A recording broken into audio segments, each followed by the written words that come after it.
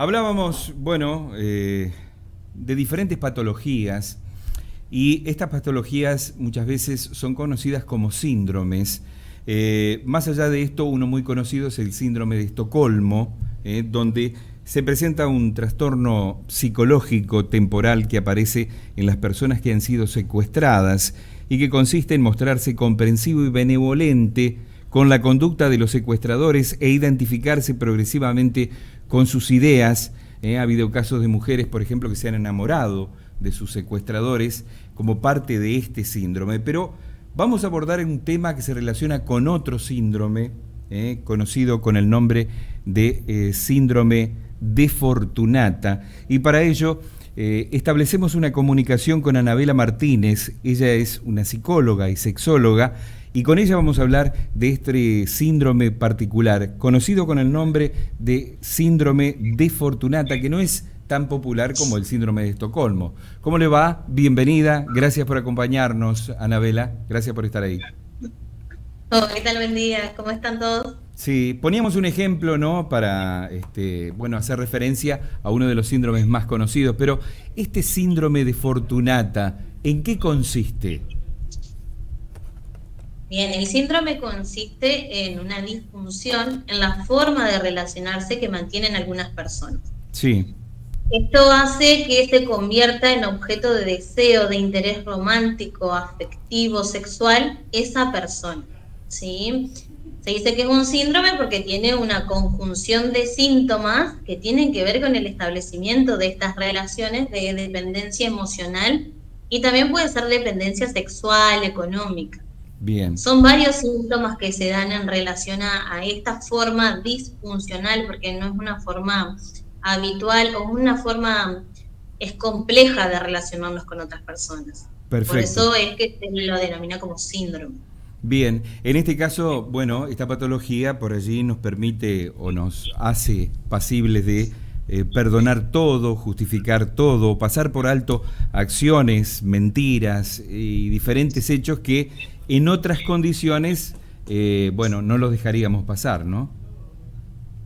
Sí, sí, tal cual. Además, el objeto de deseo, ¿sí? Sea este deseo más romántico, este deseo sexual, esta atracción, pasa a ser el único objeto de atención, ¿sí? Ya no hay objetivos de conquista de otras personas, ya no hay algo que me interese. Y cuando esto ya se convierte en una cuestión un poco más compleja, más señal de alarma, dejamos de tener otros temas de conversación, dejamos de por ahí de disfrutar otro tipo de situaciones, la única situación que se disfruta es la que transito con esta persona o lo que me proyecto. Acá es un punto importante como para hacer hincapié, porque hay cosas que no son reales, ¿sí? Pero que me proyecto, que imagino, que simbolizo, y como que pongo toda mi energía en que eso suceda.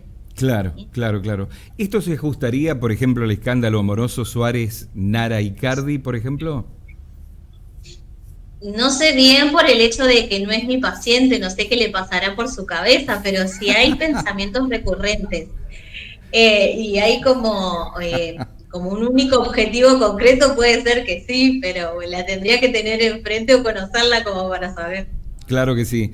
Podemos decir que esta es una forma de dependencia emocional que se crea ante ciertas condiciones y uno reacciona psicológicamente hacia esto, ¿no?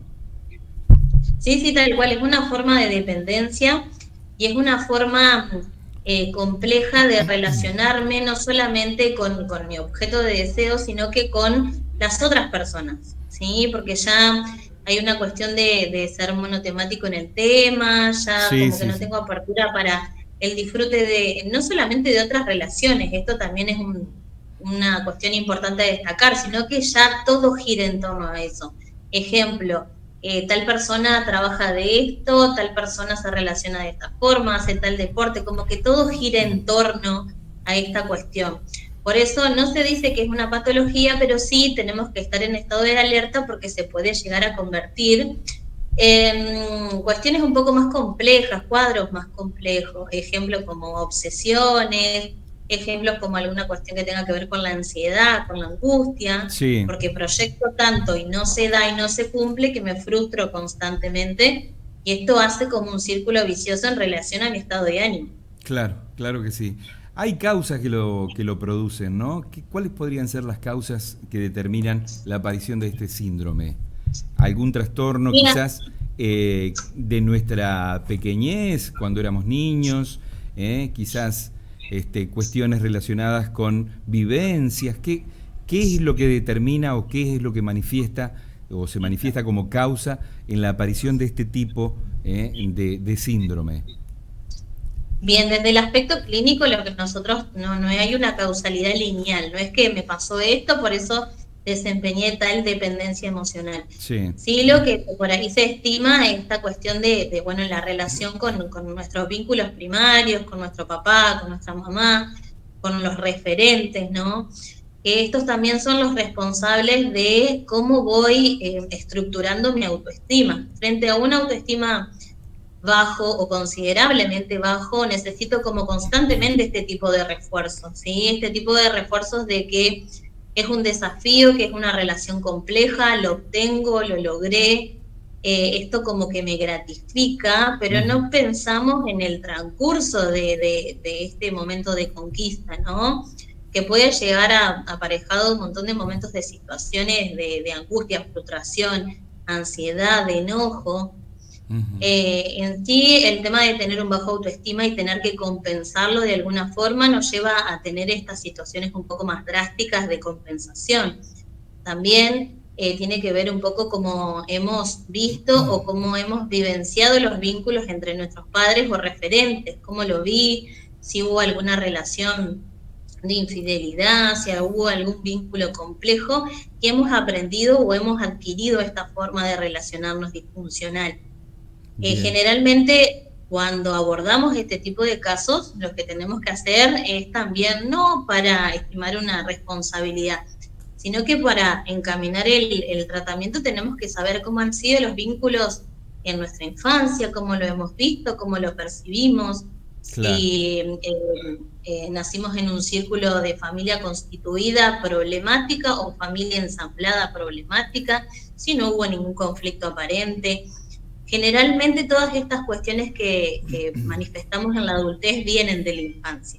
Bien, Anabela, ¿existen algunos estadios, digamos, no tan complejos de este síndrome, el cual muchas veces quizás no es determinante, pero sería un comienzo, como por ejemplo cuando basamos, digamos, las preferencias, el amor en fantasías, o por ejemplo cuando nos creemos optimistas ante un amor imposible, cuestiones que pueden llegar a derivar en algo mucho más complejo.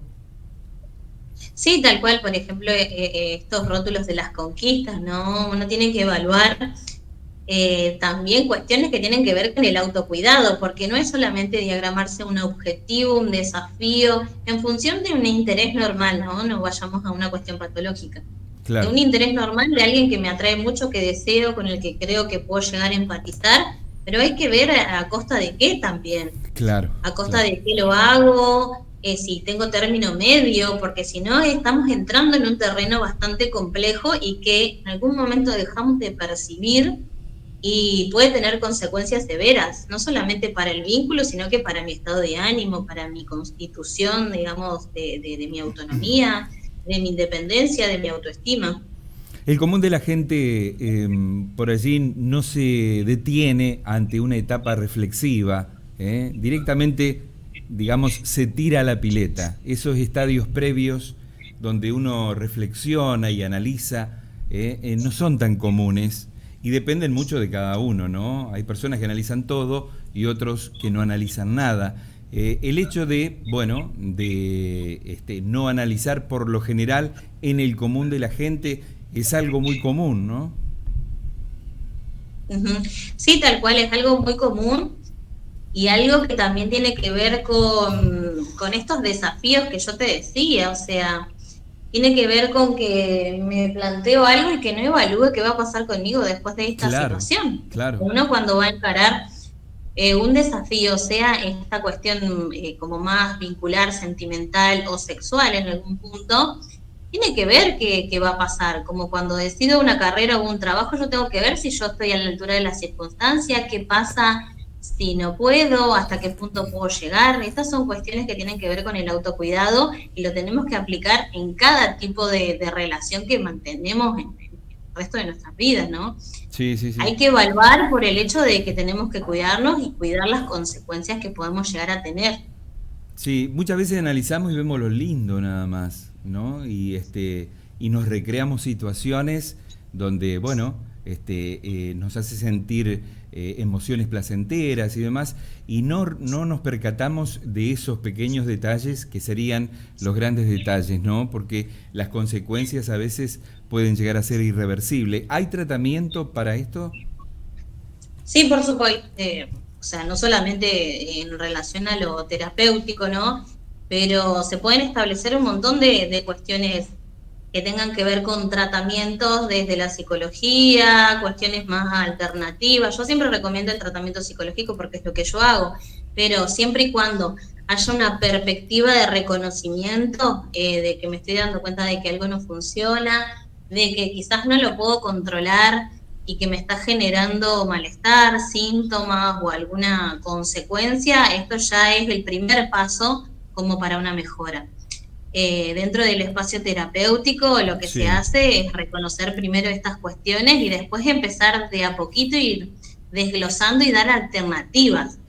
Porque lo que claro. pasa en estos casos es que lo ven como la única alternativa, por esto que ya se constituyó como algo complejo, y de que tenemos que mostrar que esto es solamente una fase de la situación y que Claro, podemos claro. otorgar herramientas y que podemos otorgar otro tipo de foco atencional para que no se convierta en una obsesión, ¿sí? Se pueden Sí. mejorar cualquier tipo de, de estas características, síntomas, se puede llegar a mejorar con el respaldo de un profesional y con el apoyo de personas que sean afectivamente considerables de nuestros vínculos, ¿no? Claro, Y claro. esto me parece que siempre necesitamos el apoyo para todo tipo de tratamiento o para todo tipo de reconocimiento. Perfecto. Digamos, por allí que ante esta situación se nos presenta una puerta abierta que puede derivar en depresión, en sufrimiento, en muchos aspectos, en ansiedades, como vos lo habías nombrado, Ujú, que digamos que tienen un tinte patológico porque nos hacen vivir una vida muy desgraciada, ¿no? ujú. Sí, sí, sí, tal cual, Sí, porque en definitiva el padecimiento es como muy personal, ¿no? claro, claro, claro que Eh, sí. si bien las personas que están dentro de nuestro círculo, no creo que nos guste vernos sufrir o transitar por síntomas o por situaciones en las que no sea fácil salir, pero me parece que es algo muy individual, muy personal y por eso hay que siempre recomendar las prácticas de autocuidado, porque en definitiva los que lo transitamos somos nosotros. Y Perfecto. mientras tengamos en cuenta este aspecto del autocuidado, hay un montón de situaciones que nos vamos a evitar. Perfecto. Anabela, realmente hay que estar conscientes de lo que pensamos y de lo que se deriva de nuestros pensamientos, que son las emociones.